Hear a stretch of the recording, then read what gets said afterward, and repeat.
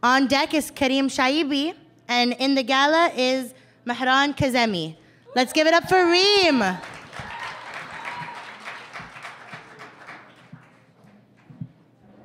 These lights are bright. I'd like to thank the MC, whose name I already forgot. I'm so sorry for pronouncing my last name correctly. This never happens. A quick preface for my poem/spoken word. I think this is something we can all, Muslim or non-Muslim, relate to, but it's still personal in nature. So I appreciate for you listening it to me. September 11th, 2002 was the first day I told anyone outside of my family. Confession time in a third grade classroom. Group therapy, admit your fears. Do you feel secure in school? Well, sure, maybe I did, but I was only 8. But even then, I was old enough to know that I was different, and being different is hard. I still told, I'm a Muslim and I'm afraid.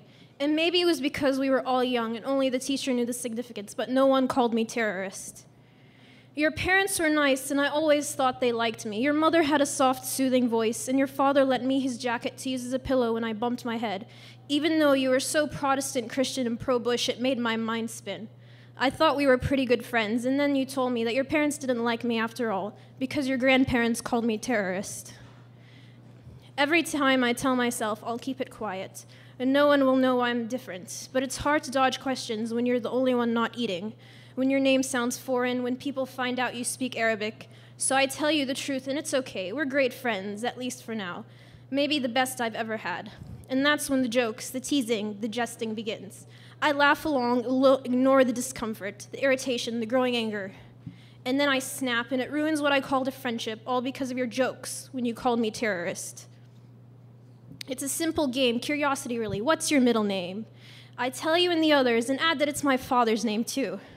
You look at me with suspicion, and we're not even friends, so I tell myself, I don't care. But it hurts because how can you look at me like that without seeing me as I actually am? A band geek with no talent for memorizing music or poems. A girl with a pathetic crush on your equally pathetic section leader. A nerd that has fun solving systems of equations. A bored student in a boring history class. And yet all you see is a name and its notion. And the wrong notion. So I make a poor joke and hit your drum with my fist and tell you I planted a bomb. It's just a joke, but I still don't know if you agreed. And I felt sorry for you, even though it was not just me this time, but also you called my father terrorist. You're a racist, a pervert, a dick. I dealt with you in homeroom for 2 years, and I never paid you much mind, even though your loud political opinions bothered me, until you decided to insult my culture. Too much frustration being tapped away, so when towelhead crossed your lips, I punched you, I lectured you. I was angry and ineloquent, and though this insult wasn't directed at me, though you probably didn't know that it is my culture too, you called me terrorist. It's better now, except when my mind is on these things that make me angry, things that make me sad, things that make me pity the ignorant. But now I can say with certainty that you're the best friends I've ever had. Sure, you tease me incessantly sometimes about my personality quirks, about my high score on a midterm, about my blush when I'm called pretty, about my refusal to drink booze, about my jeans and long sleeves in the summer, about my resistance to asking out a boy I like. And even though I'm religious and you're definitely not, you'd never call me terrorist.